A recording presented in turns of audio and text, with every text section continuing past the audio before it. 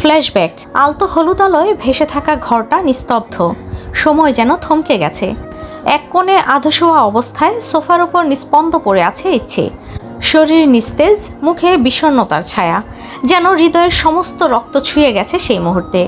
ইচ্ছেকে জড়িয়ে ধরে বসে আছে কাজের মেয়ে আয়শা। দু চোখ জলে ভেজা, রক্তিম লাল আভায় 5 আঙ্গুলের ছাপ স্পষ্ট হয়ে আছে ইচ্ছের নরম গালে। ঘরের এক পাশে দাঁড়িয়ে আছে আফনান, দাঁত চেপে রেখেছে, দু চোখে রক্ত জবার মতো আগুন। ইচ্ছের দিকে আফনানের দৃষ্টি যেন তপ্ত তীর হয়ে ছুটে যাচ্ছে। সেই নিষ্ঠুর থাপ্পড় আর বাবা মায়ের নির্মম মৃত্যুর কথা শুনে ইচ্ছে চোখের সামনে ধীরে ধীরে জ্ঞান হারিয়ে ফেলে। সেটা যেন আফনানকে ভেতর থেকে ছিন্ন ভিন্ন করে দিয়েছে। কিন্তু রাগ তা যেন পাষাণ হয়ে বুকের ভেতরে জমে আছে। বিকৃত ভালোবাসার দহন আফনানকে ছাড়ছে না। শান্ত হও আফনান, গভীর কণ্ঠে বলে ওঠে আলিম মির্জা। ছেলের গায়ে হাত রেখে বোঝানোর চেষ্টা করে। চেহারায় উদ্বেগ স্পষ্ট, ভেতর ভেতর ঝড় বইছে, কিন্তু প্রকাশ করছে না। সেই অভ্যস্ত রাজনৈতিক সংযমে মুখ ঢাকা। ঘরের বাইরে রাত অনেক গভীর, আকাশে তারা ঝলমল করলেও চারপাশে যেন ঘুমন্ত মৃত্যু ছড়িয়ে আছে। পাহারায় থাকা আলিম মির্জার লোকজন ক্লান্ত হয়ে একপাশে দাঁড়িয়ে আছে। কারো চোখে নিদ্রা, কারো মুখে অলস হাই, তবে কারো কণ্ঠে কোনো শব্দ নেই। ইচ্ছের এখনো জ্ঞান ফেরেনি। আফনান দাঁড়িয়ে না থেকে ধীরে গিয়ে সোফার পাশে বসে পড়ে। চোখ দুটো স্থির, তীব্রভাবে তাকিয়ে আছে ইচ্ছের মুখের দিকে। ধীরে ধীরে ঝুঁকে পড়ে ইচ্ছের মুখের ওপর। কণ্ঠটা নিচু, ভারী ও নরম হয়ে আসে। এইভাবে ছোঁয়ার জন্য আমায় মাফ করো। তারপর আর দ্বিধা না রেখে সে কাজের মেয়ে আয়শার দিক থেকে ইচ্ছেকে ছাড়িয়ে নেয়। জ্ঞানহীন নিস্তেজ ইচ্ছেকে একপাশ থেকে আলতো করে জড়িয়ে ধরে নিজের বুকে এনে রাখে, যেন কিছুতেই আর ইচ্ছেকে হারাতে দেবে না। আফনান এক মুহূর্ত সময় নষ্ট না করে আয়শাকে হুকুম দেয়, পানির গ্লাস আনো এখনই। আয়শা কোনো প্রশ্ন না করে তড়িঘড়ি করে উঠে বের হয়ে যায় পানির গ্লাস আনতে। মুখে এখনো ভয়, চোখে তড়িঘড়ির ছাপ। আরেক কোণে বসে থাকা কাজী যেন এখনো ঘোরের মধ্যে, মাথা নিচু, হাত জোড়া কোলের ওপর রাখা, ঠোঁটের কোণে ঘাম জমেছে, মুখের রং ফ্যাকাশে হয়ে গেছে। এই পরিস্থিতি তার অভ্যস্ত নয়। ধর্মীয় কাজ সম্পন্ন করতে এসে এমন ভয়াবহ পরিবেশ, পাত্রীর এমন নিঃস্বার অবস্থা, সবকিছু মিলিয়ে সে যেন নিঃশব্দে নিজেকে গুটিয়ে নিয়েছে। ঘরের এক কোণে বৃদ্ধ লোকটি বসে, চোখ দুটো যেন কেবল জানে কি ভয় আর অসহায়তা। নিজে যাকে এনে বিয়ের আয়োজন করালো, আজ তার চোখের সামনে সেই মেয়েটা নিজ্ঞান, এবং পরিস্থিতি নিয়ন্ত্রণ কারো হাতে নেই। বাড়ির ঘর ভর্তি এক ধরনের চাপা টেনশন ছড়িয়ে আছে। নিঃশব্দতা যেন দেয়ালের গায়ে গায়ে জমাট বেঁধেছে। আয়শা বাড়ির পুরনো ও বিশ্বস্ত কাজের মেয়ে, দ্রুত পায়ে এসে একটা ঠান্ডা পানির গ্লাস তুলে দেয় আফনানের হাতে। চোখে মুখে ভয়ের ছায়া স্পষ্ট, তবুও কর্তব্যবোধ এতটুকু বিলম্ব করেনি। আফনান হাতে গ্লাসটা নিয়ে নিচু হয়ে ইচ্ছের মুখের কাছে আসে। ইচ্ছে তখন নিস্তেজ, মুখের রং ফ্যাকাশে হয়ে আছে, ঠোঁট শুকিয়ে চামড়ার মতো হয়ে গেছে। এই অবস্থা দেখে আফনান কিছুটা অস্থির হয়ে ওঠে। পরম যত্নে নরম আঙুলে ইচ্ছের চোখের পাশে আর গালে হালকা করে ঠান্ডা পানি ছিটিয়ে দেয়, যেন একটু প্রাণ ফিরে আসে, একটু সাড়া দেয় সেই চিরচেনা মেয়েটা, যাকে আজকের রাতের জন্য সে অপেক্ষা করছিল নিজের জীবনের সবচেয়ে বড় উৎসবে। ঘরের আরেক পাশে আলিম মির্জা পায়চারি করছেন টানা। তার ভারী কদমের শব্দ যেন গুমট পরিবেশকে আরো থমথমে করে তুলেছে।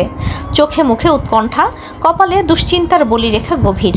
তিনি জানেন ইচ্ছে সাধারণ মেয়ে নয়, ওর ভেতরে একটা আগুন আছে, একটা আত্মমর্যাদার শিখা, যা সহজে দমে যাওয়ার নয়। আর ঠিক সেই কারণেই আরো বেশি চিন্তা হচ্ছে তার। যদি মেয়েটা কোনো অঘটন ঘটিয়ে ফেলে, যদি পালানোর চেষ্টা করে, অথবা যদি কেউ পৌঁছে যায় এখানে। তাদের এই শঙ্কার মাঝেই ইচ্ছে হঠাৎ করে চোখ পিটপিট করে মেলে। প্রথমটা ধোঁয়াশা, ঝাপসা চোখে চারপাশটা বোঝার চেষ্টা করে। আর তখনই আলতো করে আফনান তার নাম ধরে ডাকে, ইচ্ছে ঠিক আছো? ইচ্ছে কিছু বলতে পারে না, গলা শুকনো, চোখ ভেজা, শুধু চোখের কোণ থেকে অশ্রু গড়িয়ে পড়ে। তা কি যন্ত্রণার, নাকি ভয়ের, নাকি একান্ত নিজের কাউকে হারিয়ে ফেলার বেদনায়? ইচ্ছের সম্পূর্ণ জ্ঞান ফিরলে ধীরে ধীরে চোখ খুলে সামনে যেই মুখটা দেখে, মুহূর্তেই যেন রক্ত জমে যায় শরীরে। আফনান এত কাছে, এত ভয়ঙ্কর শ্বাসরুদ্ধকর উপস্থিতি নিয়ে ইচ্ছের পাশে বসে আছে। ইচ্ছে অসুস্থ, শরীর ভেঙে পড়েছে, তবুও নিজের অস্তিত্বের ভেতরকার আতঙ্ক যেন সমস্ত ব্যথাকে ভুলিয়ে দেয়। ইচ্ছে নিজের ভয়ার্ত চোখ এড়িয়ে আফনানকে কাপা হাতে ঠেলে সরিয়ে দেয়। আমাকে ছেড়ে দিন দয়া করে, আমি বাড়ি যাব, করব না এই বিয়ে। ভাঙা কণ্ঠ, ভয়ের সাথে মিশে থাকা একরাশ বেদনা ইচ্ছের কণ্ঠে স্পষ্ট শোনা যায়। আফনান এতক্ষণ শান্ত থাকলেও ইচ্ছের এমন কথা শুনে যেন তার ভেতরের দানব জেগে ওঠে। হঠাৎ রেগে চেঁচিয়ে ওঠে, কাজী সাহেব বিয়ে পড়ান, এখনই পড়ান, এক্ষুনি। ঘরের পরিবেশ মুহূর্তে থমথমে হয়ে যায়। আলিম মির্জা নিজের কপাল চেপে ধরে ধীরে ধীরে সোফায় বসে পড়েন। চোখে মুখে স্পষ্ট অস্থিরতা। আফনানও জোর করে নিজেকে স্থির রাখার চেষ্টা করে পাশের সোফায় বসে পড়ে, কিন্তু চোখ দুটি আগুনের মতো জ্বলছে। আয়েশা ছুটে আসে, ইচ্ছের হাত ধরে ধীরে টেনে বসিয়ে দেয় তাকে। ইচ্ছে হতবাক হয়ে তাকিয়ে থাকে চারপাশে। শরীর দুর্বল, কিন্তু চোখে এখনও সেই বাঁচার শেষ চেষ্টা। ভেতরে ভেতরে চিৎকার করছে, কিন্তু গলার শব্দ যেন আটকে গেছে। ততক্ষণে কাজী দোয়ার উচ্চারণ শুরু করে দিয়েছেন। বৃদ্ধর কণ্ঠে ধীরে ধীরে ভেসে আসছে ঘরের নিস্তব্ধতায় বিসমিল্লাহির রহমানির রহিম। ঠিক তখনই বাংলোর বাইরে এক রহস্যময় গুঞ্জন ছড়িয়ে পড়ে।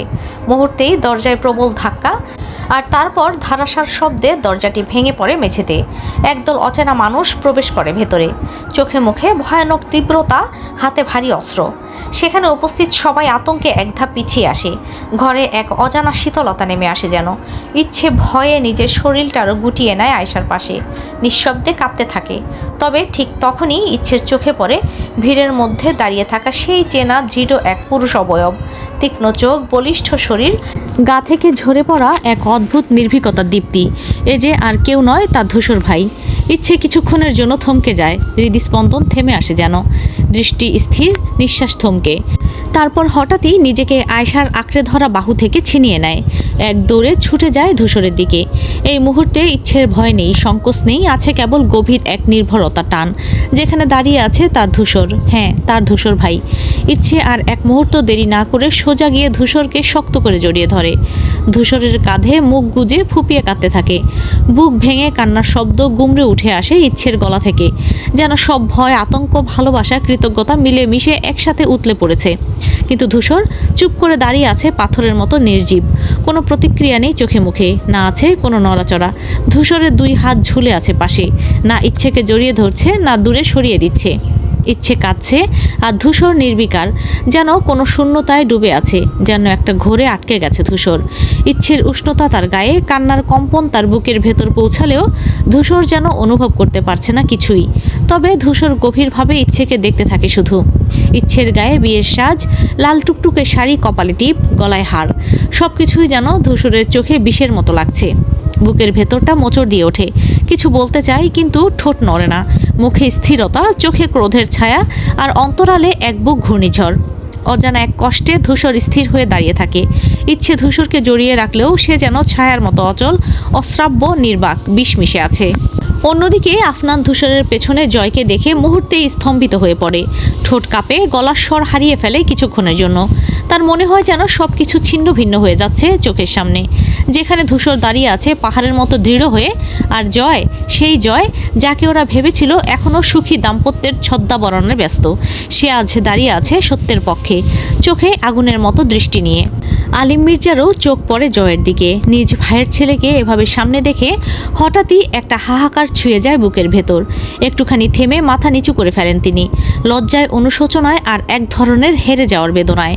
আলিম মির্জা চেয়েছিলেন ইচ্ছেকে নিরাপদে মির্জা পরিবারে নিয়ে আসতে, আফনানের সঙ্গে বিয়ের মাধ্যমে। পরিকল্পনা তার মনে হয়তো ন্যায্য ছিল, উদ্দেশ্য হয়তো ভালোই ছিল, তবে সে ভুলে গিয়েছিল ভালোবাসা জোর করে হয় না, আর কারো জীবনকে নিজের মতো চালানোর অধিকার কারো নেই। সেই বুঝে উঠতে উঠতেই তার চারপাশে সব কিছু যেন অস্পষ্ট, বিবর্ণ হতে থাকে। মানুষের ভিড়ের মধ্যেও নিজেকে ভীষণ একা আর শূন্য মনে হয় তার। জয়ের চোখে চোখ পড়ে আলিম মির্জার। সেখানে উপহাস নেই, শুধু একরাশ অভিমান, যেটা অনেক বড় শাস্তি হয়ে আশ্রে পড়ে আলিম মির্জার বিবেকের ওপর। অন্যদিকে তখনও ইচ্ছে ফুপিয়ে কাঁদছে, কণ্ঠ ভেঙে যাচ্ছে কান্নায়। ইচ্ছে নিজের কথা শেষ করার চেষ্টা করে, যেন জীবনের সবচেয়ে গুরুত্বপূর্ণ মুহূর্তটিতে শেষবারের মতো কিছু বলা জরুরি। আমাকে নিয়ে চলুন ভাইয়া, আমি থাকবো না এখানে, দয়া করে নিয়ে চলুন। উনি আমাকে জোর করে বিয়ে দিতে চায়।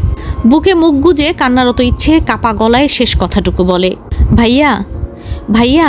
ধূসরের বুকের ভেতর তখন ঝড়, পাথরের মতো নিশ্চল, চোখের দৃষ্টি তত্ত্ব লাভার মতো। কোনো কথা না বলে ধূসর এক মিনিটও নষ্ট না করে ইচ্ছেকে শক্ত করে জড়িয়ে ধরে। ধূসরের ভেতরটা যেন কেউ ছিঁড়ে ফেলছে, কিন্তু বাইরের কেউ তা বুঝতে পারছে না। ইচ্ছেকে শক্ত করে বাহুবন্ধনে নেওয়ার পর ধূসর ধীরে ধীরে মাথা ঝুঁকিয়ে ইচ্ছের কানে ফিসফিস করে বলে, হ্যাপি বার্থডে মিসেস ধূসর তালুকদার। ইচ্ছে এক মুহূর্তের জন্য স্তব্ধ, চোখ স্থির, ঠোঁট কাঁপে, কিন্তু কোনো শব্দ বের হয় না। ধূসর আবার বলে ওঠে নরম অথচ দৃঢ় কণ্ঠে, অষ্টাদশী, be prepared yourself to be mine until I die. শব্দগুলো যেন সিল করে দেয় ইচ্ছের জীবনের প্রতিটা অধ্যায়। কোনো প্রশ্ন নেই, কোনো দ্বিধা নেই, শুধু নিয়তি। ইচ্ছে খেয়াল করে আজকের তারিখ ঠিক জুনের 14, তার 18তম জন্মদিন। তবে মিসেস কেন বলল ধূসর ভাই ভাবতে থাকে। তবে কিছু যখন মিলাতে ব্যর্থ, তখন অনুভব করতে পারে তার কাঁধে কিছু গরম একটা ঝরে পড়ছে। ধীরে ধীরে মাথা তোলে, আর তখনই দেখে ধূসর ভাইয়ের চোখের কোণে নীরব ভারী অশ্রু। ধূসর কাঁদে না, কিন্তু আজকের এই রাজ্যে তার হৃদয়ের গভীরতম দেয়াল ভেঙে দিয়েছে। শব্দে নয়, অশ্রুতে লেখা হয় ভালোবাসার শপথ। ইচ্ছে হতবাক হয়ে তাকিয়ে থাকে ধূসরের দিকে, চোখে বিস্ময়, মনে হাজারটা প্রশ্ন। যেন মুহূর্তেই থেমে গেছে শরীরটা নিথর, কেবল হৃৎপিণ্ডটা ধুকধুক করে চলেছে অবিরাম। ধূসর ইচ্ছেকে ছেড়ে দেয়, কোনো দিকে আর এক মুহূর্ত না তাকিয়ে সোজা হাঁটা দেয় আফনানের দিকে। চোখে জ্বলন্ত দৃঢ়তা, মুখে অদম্য এক প্রতিজ্ঞার ছায়া। ঠিক তখনই জয় সামনে এসে ইচ্ছেকে জড়িয়ে ধরে, শক্ত করে বুকে আগলে নেয় ইচ্ছেকে। জয় এই ছোট মেয়েটাকে যেন নিজের চোখের মণির মতো আগলে রাখে। কখনো ফুফাতো বোন বলে মনে করেনি, বরং রক্তের সম্পর্ক না থাকলেও তাকে নিজের বোনের মতোই ভালোবেসেছে সবসময়। ইচ্ছেও জয়ের সান্নিধ্যে নিজেকে কিছুটা নিরাপদ মনে করে, কিছুটা শান্তি খুঁজে পায়। চুপ করে থাকে, কোনো কথা না বলে ভাইয়ের বুকে মাথা রাখে।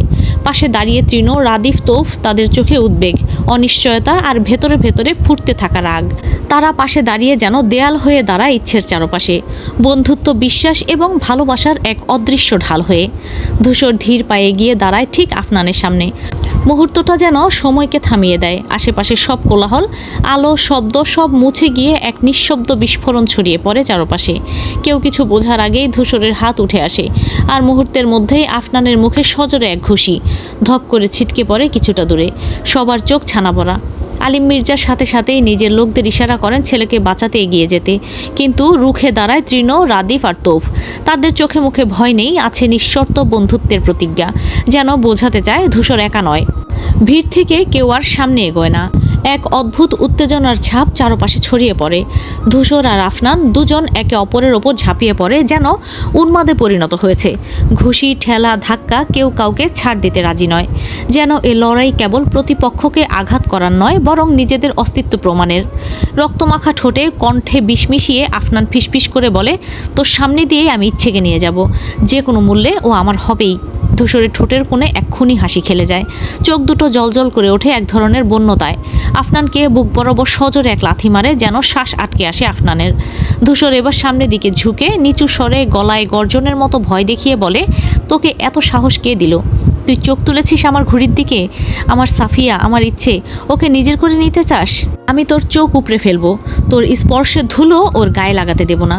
আফনান কাশি দিয়ে আবার উঠতে চায়, কিন্তু ধূসর থেমে থাকে না, আবার আঘাত করে বসে। চোখে একটাই দৃশ্য, ইচ্ছের মায়াভরা মুখ, সেই করুণ আরতি আর তার প্রতিচ্ছবি। মামনি, সাফিয়া বড় হয়ে কিন্তু মিসেস ধূসর হবে, এই যে কথা দিলাম। আফনান মাটিতে পড়ে কাঁপছে, মুখ থেকে টপ টপ করে রক্ত পড়ছে, ঠোঁট ফেটে গেছে, চোখ কুঁচকে আছে তীব্র যন্ত্রণায়। নিঃশ্বাস ভেঙে যাচ্ছে, যেন মুহূর্তেই নিস্তেজ হয়ে যাবে। ধূসরের চোখে তখন শুধু আগুন, বুকের ভেতর থেকে ওঠা একরকম রক্তপিপাসু উন্মত্ততা যেন কাঁপিয়ে দিচ্ছে চারপাশের বাতাসটাও। ইচ্ছে স্তব্ধ। ধূসরের আঘাতের পর আঘাতে যখন আফনান নিস্তেজ হয়ে পড়ে, তখন যেন ইচ্ছের হুঁশ ফিরে আসে। চোখ ছলছল করছে, কিন্তু ভয়ের চোটে গলা শুকিয়ে কাঠ। কিছু বলতে পারছে না, শুধু ভাবছে, আফনান ভাই যদি মরে যায়, ধূসর ভাই তো থামছেই না। ঠিক সেই মুহূর্তেই যেন প্রাণের জোরে ইচ্ছে ছুটে আসে ধূসরের দিকে, পেছন থেকে দুহাতে জড়িয়ে ধরে ধূসরকে থামানোর আশায়। কাপা কণ্ঠে বলে ওঠে, মরে যাবে, আর মেরো না প্লিজ, ছেড়ে দিন ভাইয়া ওনাকে প্লিজ। ধূসর মুহূর্তের জন্য থেমে যায়। ইচ্ছের স্পর্শ, কাপা চোখ, সেই কণ্ঠস্বর। ধূসর ধীরে ধীরে হাত নামিয়ে নেয়, যেন বাস্তবতা ধাক্কা দিয়ে ফিরিয়ে নিয়ে আসছে তাকে। ধূসর আফনানকে ছেড়ে দেয় ঠিকই, কিন্তু চোখে মুখে এখনও আগুনের শিখা। ধীরে ধীরে ইচ্ছের দিকে ফিরে তাকায়। ইচ্ছে তখনও কাঁপছে, চোখে ভয়। কোকিয়ে উঠে বলে, প্লিজ আর না, মরে যাবে, প্লিজ ভাইয়া ওনাকে ছেড়ে দিন। ধূসর একটুও না থেমে ইচ্ছেকে কোলে তুলে নেয়। চারপাশ স্তব্ধ, শুধু ইচ্ছের কাঁপুনি আর সবার স্তব্ধ দৃষ্টি। ধূসর সোজা কাজের সামনে গিয়ে বসে পড়ে সিংহাসনের মতো সোফায়, কোলে তখনও ইচ্ছে। তারপর ঠান্ডা গলায় কিন্তু রাগে ধুকধুক করতে থাকা চোখে জয়কে বলে, তোর সোকল্ড ভাই আর ওর সম্মানিত আব্বাজানকে এই মুহূর্তে আমার চোখের সামনে থেকে সরিয়ে এনে জয়। আরেক সেকেন্ড যদি ওরা আমার সামনে থাকে আমি যে কি করে ফেলবো আমি নিজেও জানি না। আশেপাশে যারা ছিল সবাই তাকিয়ে থমকে থাকে এই দৃশ্যের দিকে। কেউ সাহস করে কিচ্ছু বলতে পারে না। ধূসর তার নির্ভুল আত্মবিশ্বাস আর একরোখা চাহনিতে চারপাশে এক অদৃশ্য শাসনের রেখা টেনে দেয়। ইচ্ছের মুখে কোনো কথা নেই, কিন্তু ধূসরের চোখে এক জ্বালাময়ী ঘোষণা যেন বাজছে, এই মেয়েটাই আমার, আর আজকের রাতে পৃথিবী উল্টে গেলেও এই মেয়ে আমারই হবে। ইচ্ছে তখনও ধূসরের বুকে মাথা রেখে নিঃশব্দে চোখ বন্ধ করে আছে, মনে মনে স্বস্তির শ্বাস ফেলে ইচ্ছে।